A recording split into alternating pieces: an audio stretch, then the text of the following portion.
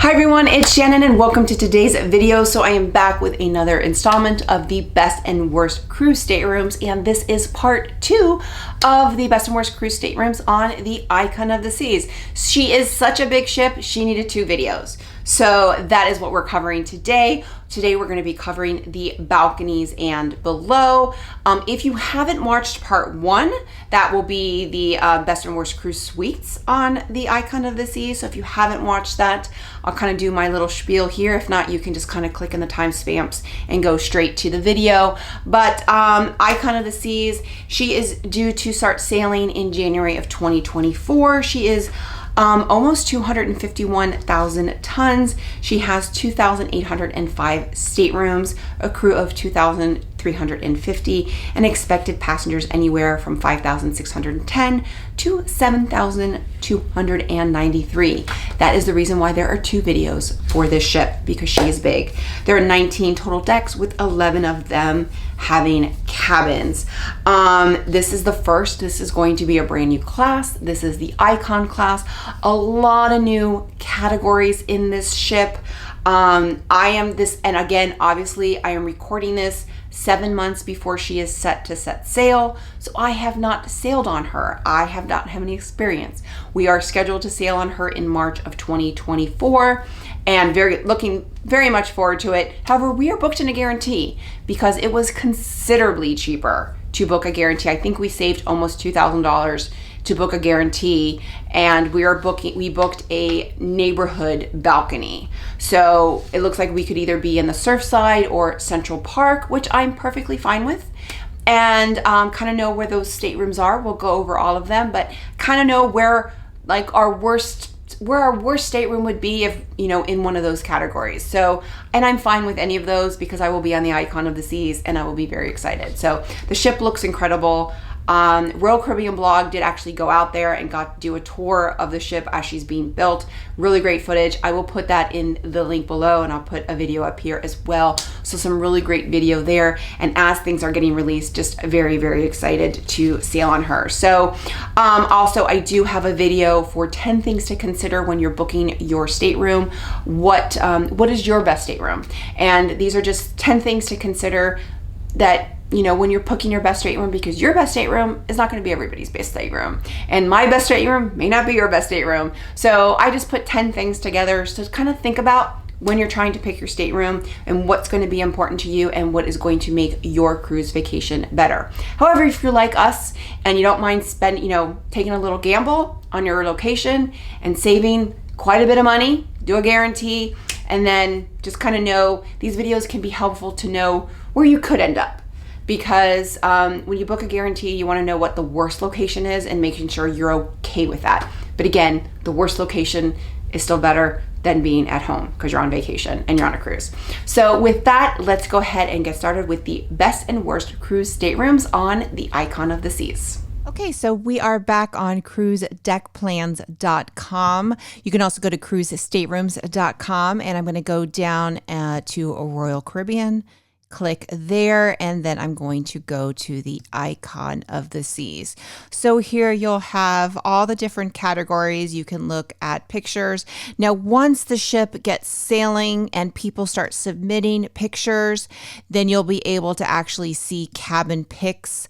But right now the ship obviously has not been revealed, so you're just going to see renderings like that. But once the ship gets sailing and people start submitting their pictures, and Cruise Deck Plans does pay people for their pictures once they submit them, there'll be a lot of pictures, and you can also look at any of the pictures for other ships as well. Okay, so we're going to pick up where we left off on the last video, and we're going to start with the Infinite Family Balcony. This is a new category to Royal Caribbean, and you'll see here, so the family category can sleep up to 6, whereas the regular balcony can sleep up to 4.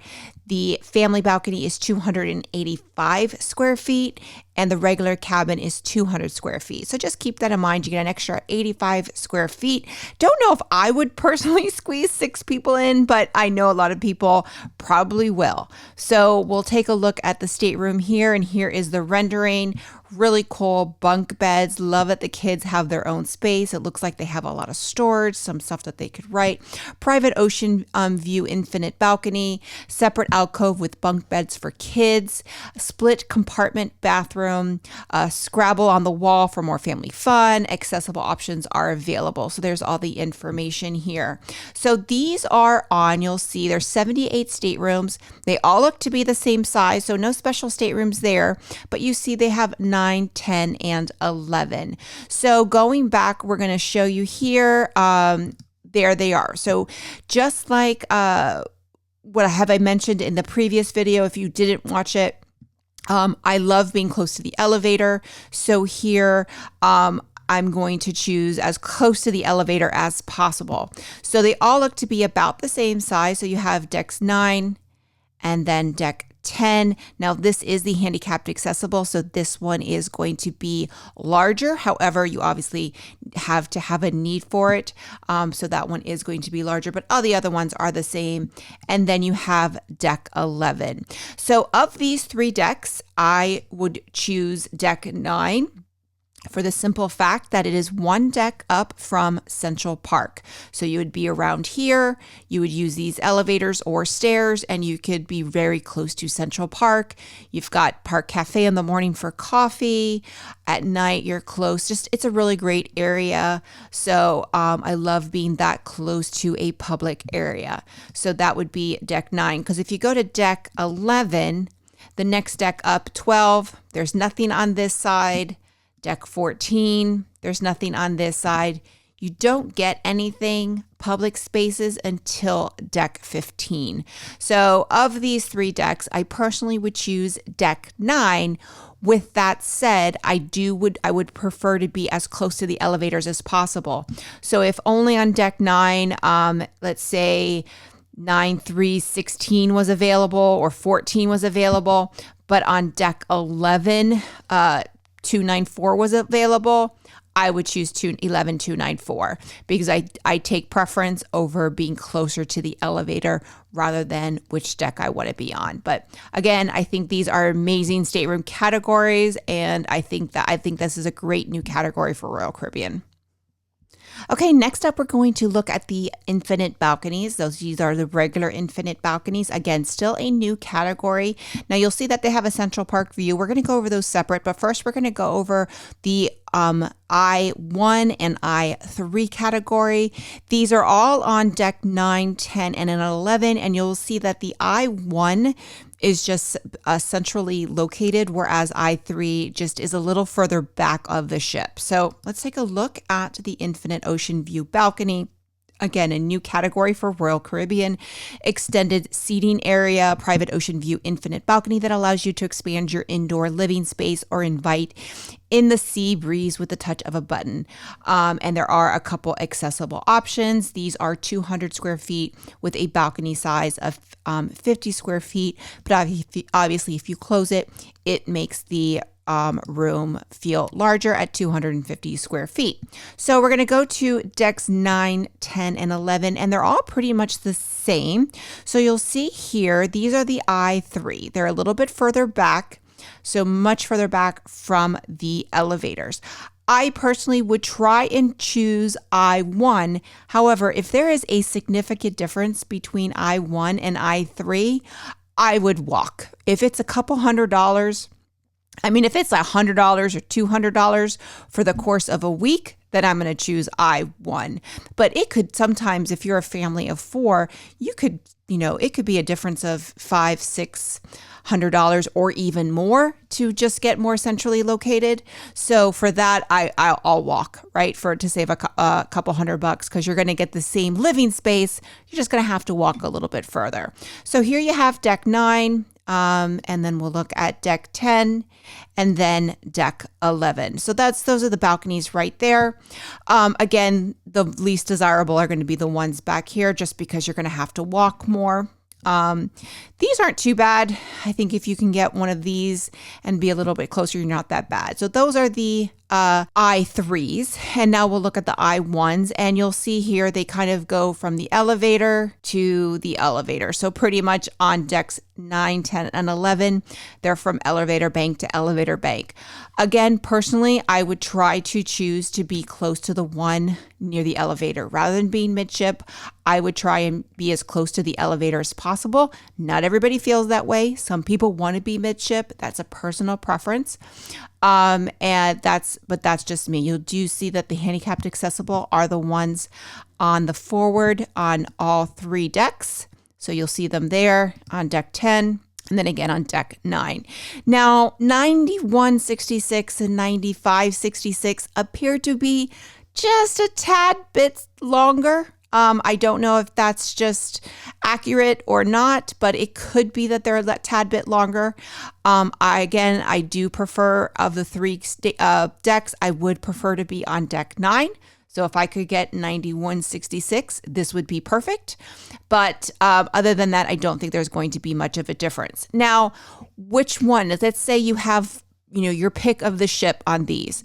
Again, I would personally choose deck 9, and I would probably choose to be near the aft, just because there's usually more things. If I go to deck 15, you're close to the windjammer, and I'm going to be closer to Surfside, which I believe is on deck 7. So Surfside is on the aft.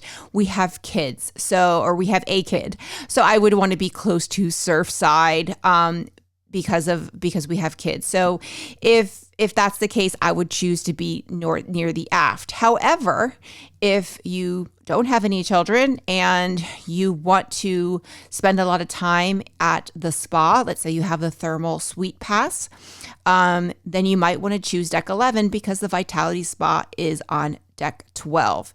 So you would choose deck 11, you could go here and then literally just walk up one flight of stairs and you'll be at the Vitality Spa. So really personal preference, but again, I think it's just a matter of being near an elevator rather than being midship. Again, personal preference. And then figure out where do you plan to spend the most time on the ship, and then trying to be as close to that as possible. Next up, we're going to be looking at the Infinite Central Park View balcony. So fairly the same square footage. It's probably going to look very much the same inside, except your Infinite balcony is going to look over Central Park, so you can have it enclosed. Personally, if we were in one of these staterooms, I don't know if we'd ever open it up. Maybe we would, but it just would give us a lot of extra space. I love this. I love the fact that they have these now on Royal Caribbean. So these are on decks 10, 11, and 12. So we're going to start on deck 10, and you'll see here they pretty much go again from elevator to elevator. You'll see here, and I would probably choose to be closer to the aft just because that's tends to be where we spend a lot of time, but there are a couple of handicapped accessible here. So this is deck 10, and then we'll look at deck 11. So you'll see here, these are handicapped accessible, closest to the elevator. But you'll also see this little symbol right here, which has like 2 little squares. It's an obstructed view. So the ones that are on the end do have appear to have an obstructed view, and these are the handicapped accessible. So just something to keep in mind. Personally, I don't think that would bother us, but maybe it would. So that might be something you want to avoid. But that's deck 11, and then again, deck 12, same thing. So those have an obstructed view right here. But I think any of these would be great. I think I would probably choose again to be on deck 10, even though deck 12, you'd be very close to the spa. So if you have like a thermal pass, or if, let's say I was in 12-181, it might encourage me to get a thermal spa pass just because I'd be so close to the spa. But, I think any one of these you're not going to go wrong with. I think deck for these are probably going to be less important. I think for these is just more about being close to one of the elevator banks. And I think it's better to be whichever close, if you think you're going to be spending more time toward the forward part of the ship, then choose one of these. If you think you're going to be spending a lot of time near the aft, then choose one of these. But again, really can't go wrong with either. Personally, I would probably choose, one of these just to be close to the spa, and maybe it would encourage me to spend more time there. Okay, now we're moving to the balcony category. And the balcony category has several different categories within it. So you'll see it has C3 and C5. These are large balcony staterooms. Then you have D1, D2, D3, D4, D5, and then connecting balcony. Obviously, if you need a connecting balcony, there are staterooms that are connecting that aren't necessarily categorized as connecting, but that's something that's really, if you need a connecting balcony, you definitely need to work with a travel agent. But what we're going to do is we're not going to go through the separate categories. I'm just going to go through deck by deck and just look at all of the balconies together. A lot of these, there's some that have a little bit more bang for your buck. There's a couple, maybe some special staterooms, but not necessarily the staterooms. It's more like the balcony might be a little bit larger or special. Some balconies you'll see are up to 70 square feet, but on the average, they are 50 square feet. They're on decks 7 through 14. So I definitely have my favorites, and I will tell you at the end of this section where I would pick. But we're going to start on deck 14, and I think deck 14 is where you have the most bang for your buck. Deck 14 is going to be very convenient if you plan on spending a lot of time. Obviously you have the Windjammer, you've got the pool, Royal Bay pool, the Cove pool, a lot of things up on the upper decks.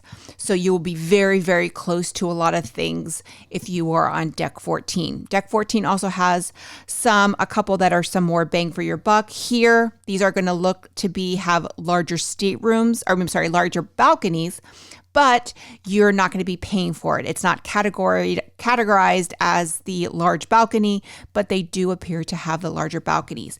These also on the aft appear to have larger balconies. They're going to have these nice aft balconies, the ones being in the center, 356, 358, and 758 and 756 appear to have the largest, but you're going to have that beautiful aft balcony. Not paying the price, but just keep in mind that you're going to walk. So you're going to walk a lot that week. I've had one of these staterooms. It's not that bad, but I've had it on Oasis class, and Icon is going to be a lot bigger.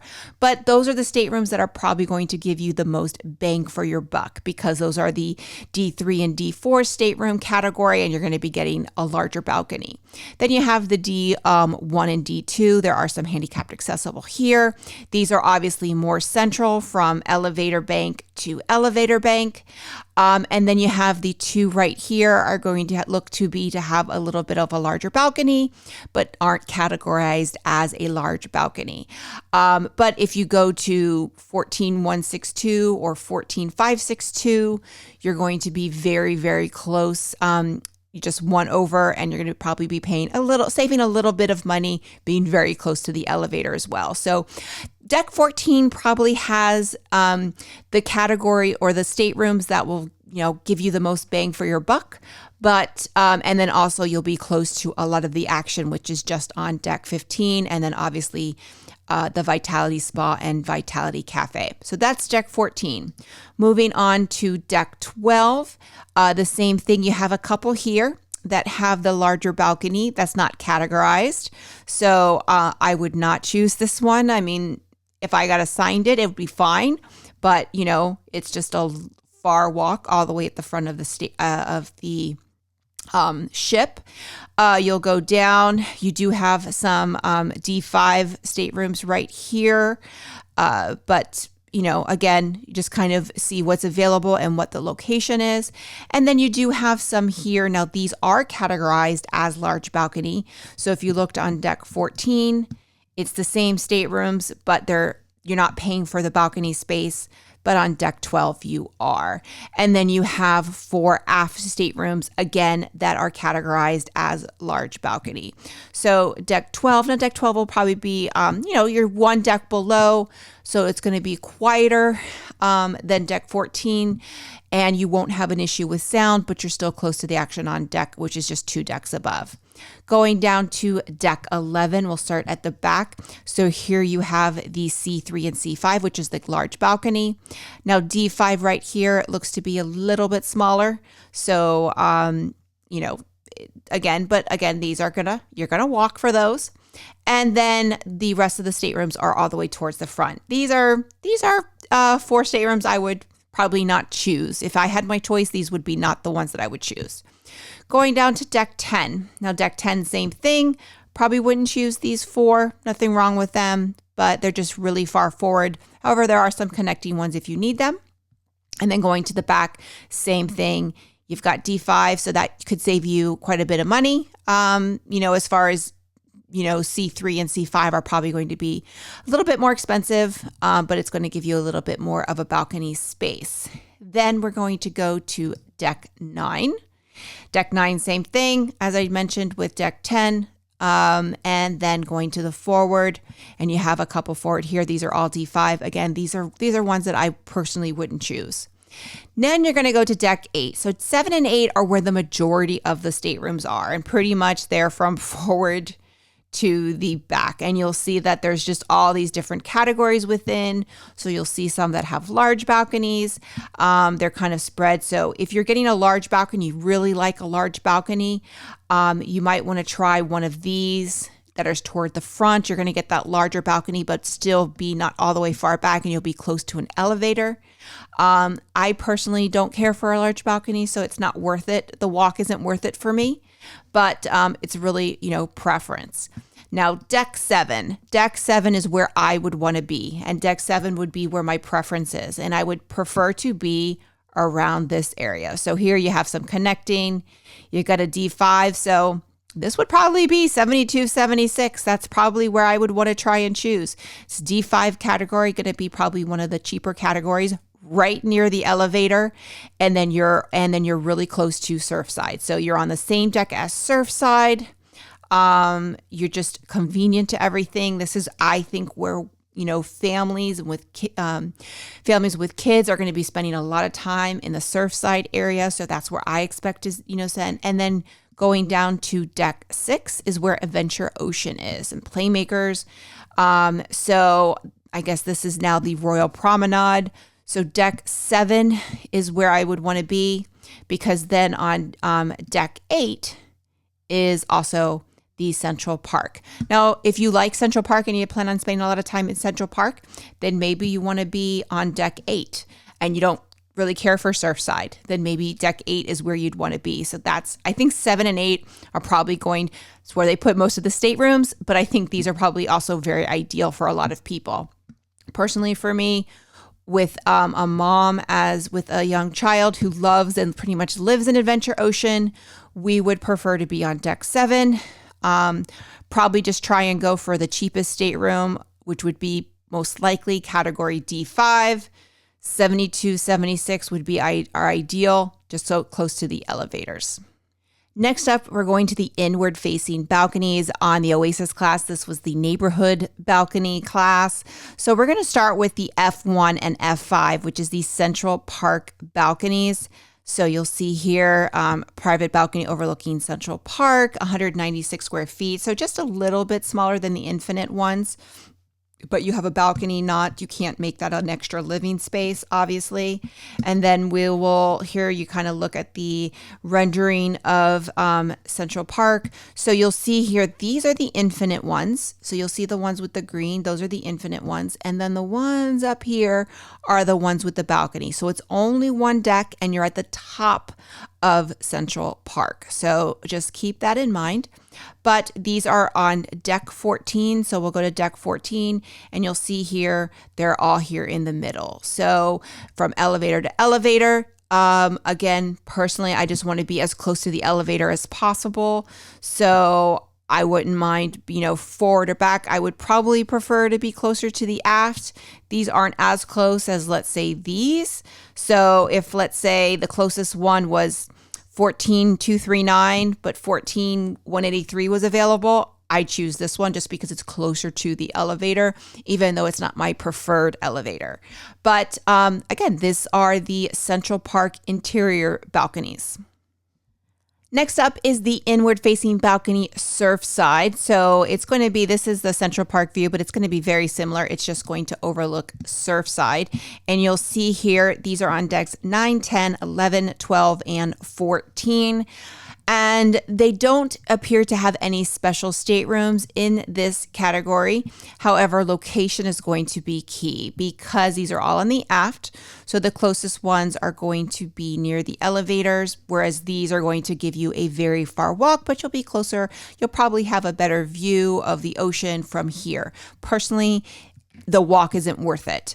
But some people might disagree with me and don't mind the walk, but would rather have a great view, because I think this is going to give you a pretty good view of the ocean from here. But if I were to choose, deck 9 would be my choice. If I could get one of these 2 staterooms, absolutely close to the elevator. And again, one deck below is going to be Central Park. So that's deck 9. However, you have all the family suites between here. So I would probably, if these 2 weren't available, I would probably try and go up a deck. Then the same thing, you have the suites here. So you have these 2. So I would try and get one of these, but these probably not as much or as desirable. But then you go up to deck 11, same thing, you've got 2 here. Same thing applies. And then you're going to go up to deck 12. Now, once you get up to deck 12, there's no more suites. So you might be able to get a lot closer. Now, there are 2 handicapped accessible here, closest to the elevator. So again, and then you do have some that obstructed view right here. So keep that in mind. If you see that little box, that means it's got a somewhat of an obstructed view. And then you're going to go up to deck 14. So deck 14, again, you have some handicapped accessible. So I think deck 14 is also a good. So if I couldn't get 9, but let's say 14293 was available, I would choose this one over anything else on deck 9, because then one deck up on deck 15, you've got the Windjammer, you got, a pool deck, you're really close to a lot of the action. So again, I think you just kind of have to weigh the pros and the cons of what's available when you book, as far as which stateroom you choose. Next up, we have the Panoramic Oceanview category L5. And this is not a new category, but I think it's going to be very different from what we have seen on the other class ships that have added this to their staterooms. You'll see it has a panoramic ocean view with an extended seating area, which just looks amazing. Pull-out sofa, vanity lounge. Now, these sleep up to 3 guests. So that's a big difference. Only sleeps up to 3, but the living area is 258 square feet. This would be ideal for my family. We would have the view of the ocean, but not have the fear of the balcony. We'd have a little bit of extra space. I think this would be ideal for my family. However, on ARC sailing, I think these were more than some balconies. These were very, very expensive. There's only 12 of them. They are on deck 14. So we're going to go to deck 14, and they're all the way forward. So you'll see they're all the way forward. So as far as location, I would say these aren't ideal because you are going to have a pretty long walk. Now, if you're one of like 14148 or 548, not too bad because you're pretty close to the elevator or not too far from the elevator. These are going to be a little bit further back, but I think these staterooms are going to be amazing. So obviously, no special staterooms here. It's just a matter of being as close to the elevator as possible. Now we're moving to the standard Ocean View staterooms category N1 and then N4 and N5. And what it appears to me is that the N1 category, which are only on decks 3 and 4, are the ones that can sleep up to 4, because you'll see here it does say up to 4. Living area is going to be 160 square feet to 187, but it says up to 4. So what I can see is that most of the ones N4 and N5 only sleep 2. There are a few that sleep maybe a little bit more, but the ones that sleep up to 4 are N1. So we're going to start on deck 3, and we'll go to deck 3 here, and you'll see the majority of this are going to be interior and outside or ocean view staterooms. So you'll see here, the ones that are darker are the N1s, and those are the ones with the asterisk. The asterisk means it can sleep up to 4. So the N1s are the ones that sleep up to 4. It's not based on location. It just depends on how many they sleep. Stateroom's going to be pretty much the same, but there's only every other one or every, couple. The ones with the triangle are sleep up to 3. So most of these sleep up to 3, pretty general. And then some of these only sleep 2 closer to here. So for our family, we would probably choose 3272. I wouldn't worry about being so close. This is probably going to be, you're not going to hear the dining room. I know that's always a big concern for me. We're a family of 3, so I would probably choose 3272 or 3674. Be close to the elevator, or if you wanted to be closer to the forward elevator, one of these here, just depending on how many people you are.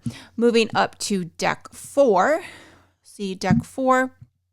Same thing here. You're going to be on the same deck as the casino. So if you gamble a lot, maybe you want to be, or the music hall, you got the music hall here.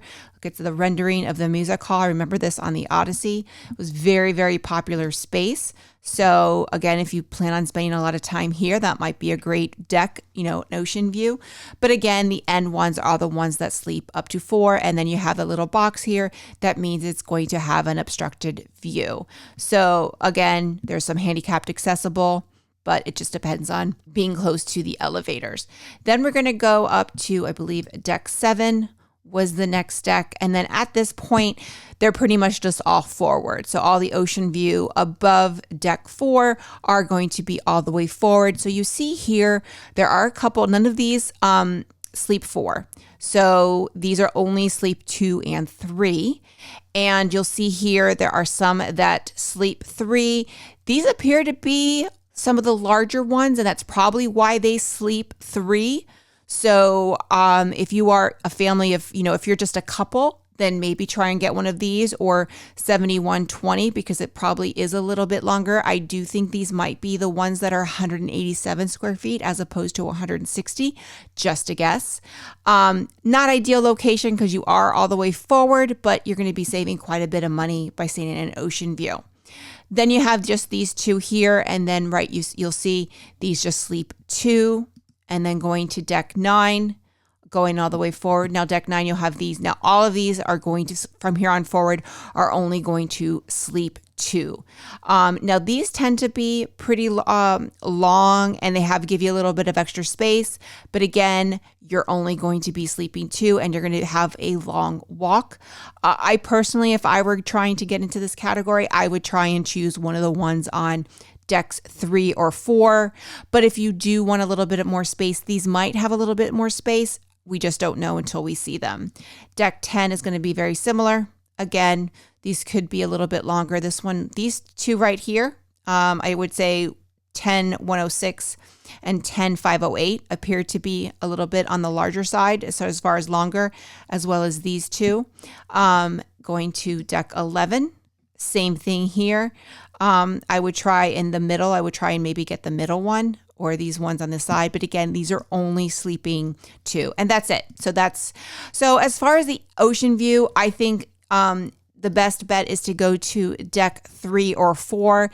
And if you are a family of 4 trying to book an ocean view, then you will need to go to deck 3 or 4, because that's the only decks where an ocean view sleeps up to 4.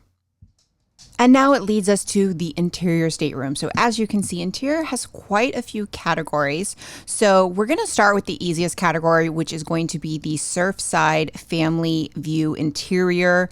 This is 187 square feet. It sleeps up to 4, and it's going to basically have a neighborhood view of Surfside, but very similar. And it's one of the larger interiors. As you can see here, the T5 Surfside neighborhood staterooms are 187 square feet. The Q2 interior plus staterooms are 157 square feet, and the V4 staterooms are 156 square feet. So we're going to go to deck 8. That's the only deck that these interior staterooms are on, and you can see they're just right here. There's not that many of them, and as you can see, for the most of them, they only sleep up to 3. There are actually only 2 staterooms that sleep up to 4. So if you are a family of 4 and you see one of these available and it's a good price, I wouldn't delay to book it, because there is actually only 2 that sleep 4. The majority of them only sleep 3. And again, I would just say that there's no special staterooms here. I would just go with the ones that are going to be as close to the elevator. This ones are going to be really, really far back. and no benefit there. So obviously you're going to try and get as close to the elevator as possible. And that leads us to U5, which is the Central Park interior staterooms. These are on deck 9, very similar to the Surfside interior. You'll see them here. For the majority, they sleep 3.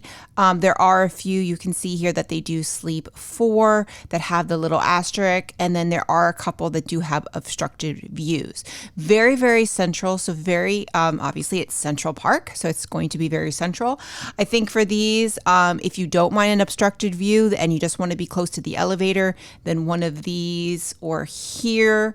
If you are concerned about having an obstructed view, then maybe go on this side on this side of the Central Park. It doesn't have any obstructed views, and the same with this side, but these only sleep 3. There are 2 staterooms on this side that do sleep 4.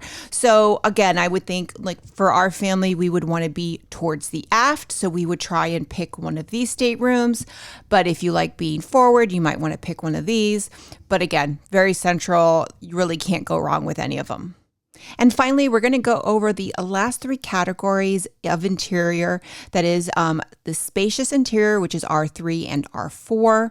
The Q2, which is a new category called Interior Plus, and the V4, which is just interior. So you'll see here, now the Q2 and the V4 only sleep 2 guests. So the Interior Plus is 157 square feet. The interior is 156 square feet. So there's not much of a difference as far as square footage, but there is in layout. It appears that the Interior Plus is going to be more of a square layout instead of a rectangle. You'll see it has this like divide here, and then you've got like this walk-in closet or large, and then a vanity area and a seating area, which is very nice. So really nice. I think this looks like a really nice layout, especially for a couple. I think it's great. You've got this full-length mirror here. Now the TV does appear to be a little smaller in the Interior Plus, but if you're getting an interior stateroom, you're probably not going to be in your stateroom very much and watching TV. Then you have the regular traditional interior stateroom. Again, this only sleeps up to 2, but it looks like you're going to have a larger TV here and the traditional layout for the interior stateroom. And then the R3 and the R4 are 178 square feet, and they can sleep up to 4. So you'll see here that they are 178 square feet. So you'll see right here, they're on deck 3, 4, and then 7 through 14. Rather than go through each category, I'm just going to go through each deck and go through each one. So we're going to start on deck 3, and you'll see here they're all in the center. And this, I think these are really great because you'll see here some of these sleep 4. This is R3 and R4. These are very centrally located. So they're centrally located, they're lower. So if you have a problem with, you're concerned about being seasick on a ship this size, probably not a concern. But if you are, being this low and in the center would be ideal. So you'll see here, there's a lot of different staterooms. And then you'll see here, this is the V4. This is the traditional interior. So you can already see that it is smaller and it's shorter than the R3 and the R4 spacious interior. So there you go. There, I think any one of these, I think pretty much you're going to be pretty central. So I don't think there's a better or worse. I would probably try and be, more toward the aisle, just so you're closer to the exit here. But I think these are great. No real special one here. Let's go to deck 4. And you'll see here, there's the dining room and you've got the casino. So there's only a few here, and these are just the V4. So these are only going to sleep 2. Great location. So again, if you're a couple and you're just trying to save money, I think these are really great. You're right near the elevator, lower deck, close to the casino, close to music hall, close to the theater. Really great location if you're a couple. Now we're going to go up to deck 7. And deck 7 we'll show you here. Most of them, actually, I think all of them, I don't think there's any in the back. Yeah, so this is the deck that has Surfside. So here you'll see they're all in the front. And this is where I would never book an interior guarantee. We are known to book guarantees. We are booked on the Icon in a neighborhood balcony guarantee. However, whenever I book a guarantee, I look at what is the worst stateroom I could possibly get.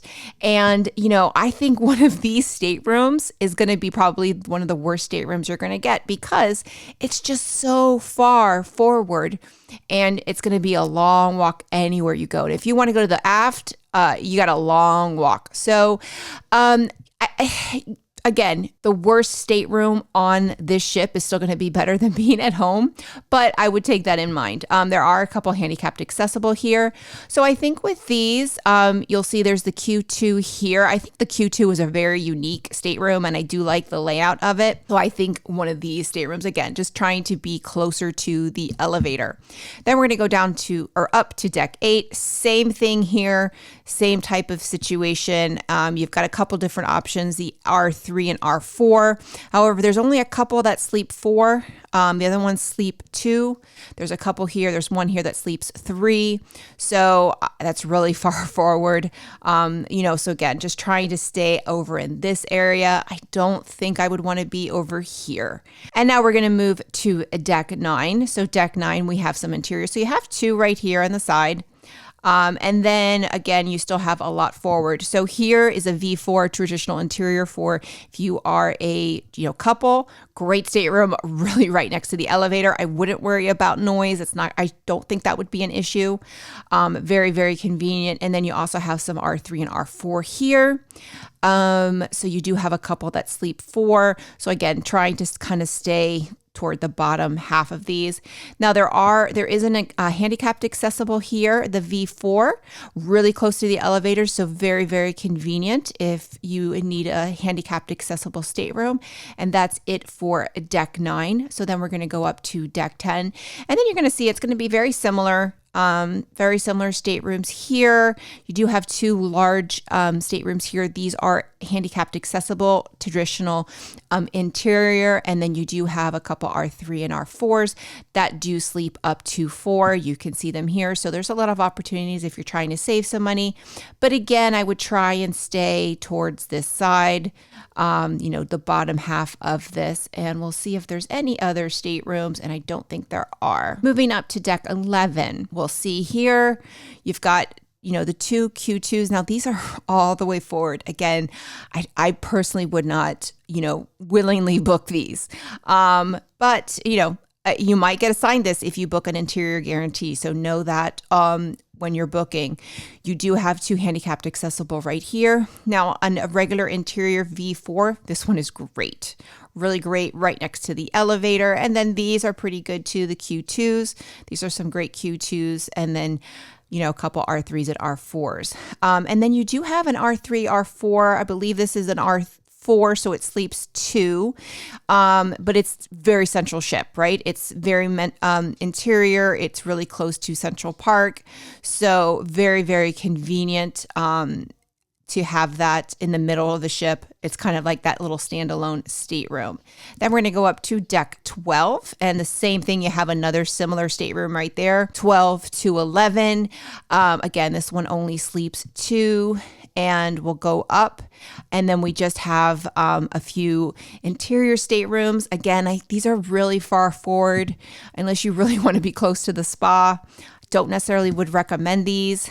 And then deck 14. Now, deck 14 had some unique ones in some odd spots. So there's none forward like the other ones. So you do have one random R3, R4 here, middle. I think that's a great stateroom. It does only sleep up to 2, so it's not going to sleep a family. But if you're a couple, great central location. You're just kind of one deck below all the action.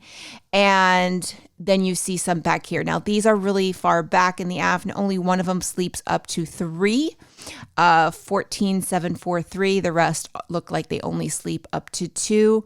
Again, I think these are a little far back. So personally, if I were booking a an interior stateroom, I would try and get one of these that are central and 14, 12, or 11.